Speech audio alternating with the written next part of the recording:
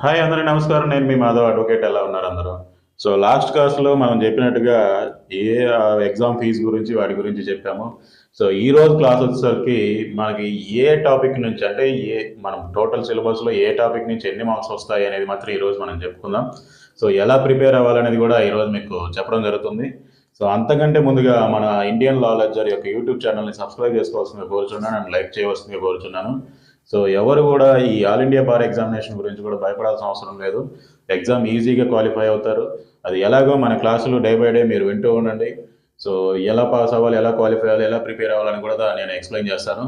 So ఇంకా టాపిక్లోకి వెళ్ళే ముందు మనము ఒక్కసారి మన యూట్యూబ్ ఛానల్ సబ్స్క్రైబ్ చేసుకోవాల్సిందిగా కోరుచున్నాను, ఇండియన్ నాలెడ్జ్. సో ఈరోజు టాపిక్ వచ్చేసరికి మనకి ఎన్ని మార్క్స్ ఉన్నాయి, ఎన్ని మార్క్స్ ఏ సిలబస్ నుంచి ఏ టాపిక్ నుంచి వస్తుందని మాత్రం ఈరోజు చెప్తాను. సో ముందుగా మనకి టోటల్ ఏఐబి ఎగ్జామ్ మనం చెప్పినట్టుగా 100 మార్క్స్ ఉంటుంది. 100 క్వశ్చన్స్ ఇస్తారు, అంత ఆఫ్లైన్ ఎగ్జామ్. సో ఈ 100 మార్క్స్ ఎక్కడి నుంచి వస్తాయి అంటే ఫస్ట్ కాన్స్టిట్యూషనల్ లా 10 మార్క్స్ ఉంటుంది. కాన్స్టిట్యూషనల్ లా నుంచి 10 మార్క్స్ వస్తాయి, 10 మార్క్స్. సో ఇది very very important. Constitutional law నుంచి 10 మార్క్స్ వస్తాయి. రెండోది వచ్చేసరికి ఇండియన్ పీనల్ కోడ్ గురించి అంటే ఐపీసీ ప్లస్ బిఎన్ఎస్. ఈ రెండు బిఎన్ఎస్ అనేది కొత్తగా మనకి 2023లో అమెండ్మెంట్ తీసుకురావడం జరిగింది. ఈ రెండింటి నుంచి 8 మార్క్స్. సో ఈ 8 మార్క్స్ ఎలా వస్తాయి అంటే అయితే 4 క్వశ్చన్స్ రావచ్చు, లేదంటే 4 ఐపీసీ వచ్చి 4 బిఎన్ఎస్ రావచ్చు. అలా కాకుండా మొత్తం కూడా బిఎన్ఎస్ నుంచి కూడా ఇచ్చే అవకాశం కూడా ఛాన్సెస్ కూడా ఉన్నాయి చాలా వరకు. సో నెక్స్ట్ వచ్చేసరికి సిఆర్పిసి. సిఆర్పిసి వచ్చేసరికి ఈ సిఆర్పిసి బిఎన్ఎస్ఎస్లో రెండిట్లో అంటే బిఎన్ఎస్ఎస్ అనేది కొత్తది, సిఆర్పిసి అనేది ఎప్పటి నుంచో ఉన్నది అప్పటి నుంచి. సో ఈ వీటిల్లో నుంచి మీకు 10 మార్క్స్ అంటే 10 క్వశ్చన్స్. ఈ 10 క్వశ్చన్స్ బిఎన్ఎస్ఎస్ నుంచి రావచ్చు, లేదా సిఆర్పిసి నుంచే కంప్లీట్గా ఇవ్వచ్చు. లాస్ట్ ఎగ్జామ్ ఏఐబి 19లో మాత్రము మీకు బిఎన్ఎస్ నుంచి ఎక్కువ క్వశ్చన్స్ రావడం జరిగింది, సిఆర్పిసి నుంచి చాలా తక్కువ రావడం జరిగింది. సో నెక్స్ట్ వచ్చేసరికి సిపిసి, సివిల్ ప్రొసీజర్ కోడ్ అనేది దీంట్లో కూడా 10 మార్క్స్. మీకు లాస్ట్ క్లాస్లో చెప్పాను, కాన్స్టిట్యూషనల్ ఐపీసీ, సిఆర్పిసి, సిపిసి నుంచే మీకు 38 మార్క్స్ అనేది వస్తుందని కూడా మీకు లాస్ట్ క్లాస్లో చెప్పాను. సో ఆ లాస్ట్ క్లాస్లో చెప్పినట్టుగానే 38 మార్క్స్కి ఇది మెయిన్ మనకి. సో క్వశ్చన్స్ ఎలా వస్తాయి అంటే ఈ కొత్త సెక్షన్లో బిఎన్ఎస్ఎస్, బిఎస్ఏ ఈ మూడిట్లో నుంచి మనకి క్వశ్చన్స్ అయితే ఓల్డ్ దాంట్లో నుంచి రావాలి, లేదంటే కొత్త దాంట్లో నుంచి కంప్లీట్గా రావచ్చు, లేదా రెండు కలిపి కూడా రావచ్చు. క్వశ్చన్స్ ఎలా వచ్చినా కూడా మనకి డెఫినెట్గా ఇక్కడ ఒక 46 మార్క్స్ అని 38 + 8 అంటే ఎవిడెన్స్ యాక్ట్ బిఎస్ఏ ఈ రెండిట్లో కలిపి కూడా మనకి 8 మార్క్స్ అనేది ఉంటుంది. సో టోటల్గా మనం చూసుకుంటే 46 మార్క్స్ అంటే మీ క్వాలిఫైడ్ మార్క్స్ 45 మార్క్స్ అనేది క్వాలిఫైడ్ ఓబీసీ అండ్ ఓసీ క్యాండిడేట్స్కి. ఎస్సీ ఎస్టీ క్యాండిడేట్కి అయితే 40% సరిపోతుంది. సో వీటికి ఈ 46 మార్క్స్, మరి 46 మార్క్స్ మొత్తం పెట్టలేము కదా సార్ అంటే దానికి ఆల్టర్నేట్గా మిగతాది మీకు హైయెస్ట్ స్కోర్ వచ్చేది law of contract, NI act, వీటిల్లో మళ్ళీ ఒక 8 మార్క్స్ ఉంటుంది. సో మీరు ఫోకస్ చేయవలసింది ఇక్కడ వరకు constitutional law, IPC, CrPC, CPC. So వీటి మీద మీరు మెయిన్ ఫోకస్ పెడితే ఆల్మోస్ట్ 50 మార్క్స్ అంటే 50% ఈ 5 టాపిక్స్ మీద ఉంటుంది. మిగతావన్నీ కూడా ఈ ఆర్బిట్రేషన్ యాక్ట్లో ఒక 4 మార్క్స్ వస్తున్నాయి మీకు. ఆర్బిట్రేషన్ యాక్ట్లో ఒక 4 క్వశ్చన్స్ వస్తాయి. ఫ్యామిలీ లా 8 క్వశ్చన్స్. ఈ ఫ్యామిలీ లా కూడా ఈజీ అయినండి. ఫ్యామిలీ లా గురించి కూడా దీంట్లో మెయిన్గా డివోర్స్ గురించి వీటిగా మెయిన్గా ఉంటుంది ఈ ఫ్యామిలీ లాలో. సో డొమెస్టిక్ వైలెన్స్ అని చెప్పేసి ఇలాంటి టైప్ ఆఫ్ క్వశ్చన్స్ అనేది వస్తుంది మనకి. సో అలాగే పబ్లిక్ ఇంట్రెస్ట్ ఈ పిల్ గురించి కూడా దాంట్లో కూడా ఒక 4 మార్క్స్ అనేది రావడం జరుగుతుంది. తర్వాత అడ్మినిస్ట్రేషన్ లాలో 3 మార్క్స్ అనేది మీకు వస్తుంది. సో ఇవన్నీ కూడా మీరు 100% ఈ ఫైనల్ మొత్తం సిలబస్లో మీకు ఏం చదవాలని కూడా చెప్తాను నేను.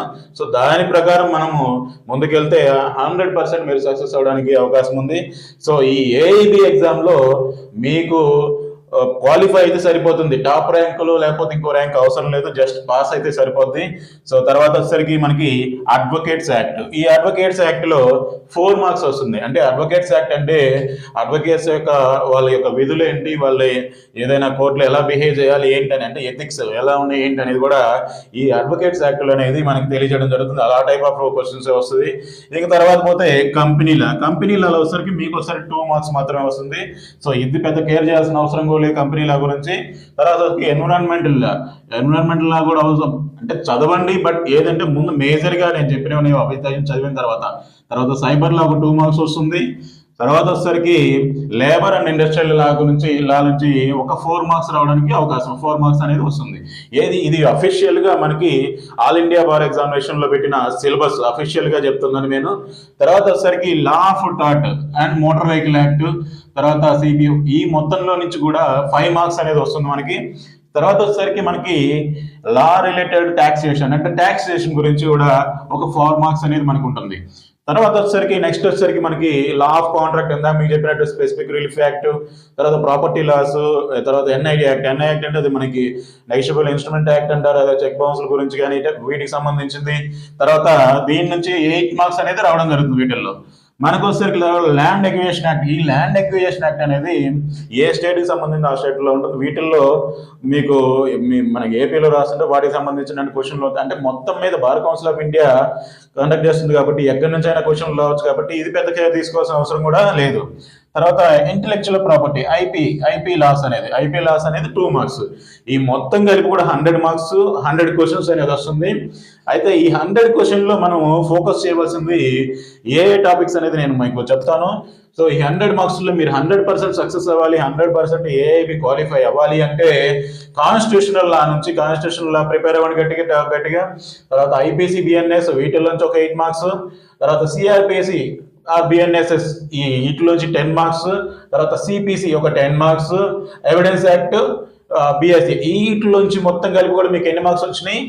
10, 8, 10 అంటే 38, ఒక 8, 46 మార్క్స్ ఇక్కడే మీకు వస్తున్నాయి, 46 మార్క్స్. తర్వాత ఫ్యామిలీలా ఒక 8 మార్క్స్ ఉంది. సో ఇందులో 8 అంటే 46 ప్లస్ ఒక 8, 54 మార్క్స్ అనేది ఇక్కడ మీరు 50% అనేది మీరు ఇక్కడ చూసుకుంటున్నారు.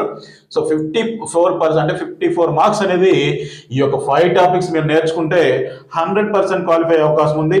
తర్వాత లా ఆఫ్ కాంట్రాక్ట్ అనేది, ఎన్ఐ యాక్ట్ అనేది వీటిల్లో ఈ 4లో కలిపి కూడా ఒక 8 మార్క్స్, అంటే అందులో ఒక 2 కానీ, అందులో ఒక 3 కానీ, లేదా అందులో ఒక 4 కానీ అట్లా ఇచ్చేసి మొత్తం 8 క్వశ్చన్స్ అనేది అవుతుంది. సో మీరు నేను చెప్పినట్టు ఈ లా ఆఫ్ కాంట్రాక్ట్ ఈ 6 టాపిక్స్ చదివితే 100% మీరు క్వాలిఫై అవుతారు. సో ఎలా ప్రిపేర్ అవ్వాలి అనేది నేను నెక్స్ట్ క్లాస్లో మీకు చెప్తాను. సో నెక్స్ట్ క్లాస్లో మీరు కేర్ఫుల్గా వినండి. సో మనం ఒక క్వశ్చన్ పేపర్, అంటే లాస్ట్ ఇయర్ క్వశ్చన్ పేపర్లోనే మీకు ఎన్ని క్వశ్చన్స్ వచ్చినాయి ఈ 5 టాపిక్స్లో, నేను చెప్పిన ఈ 6 టాపిక్స్లో ఎన్ని క్వశ్చన్స్ వచ్చినాయని నేను మీకు చూపిస్తాను.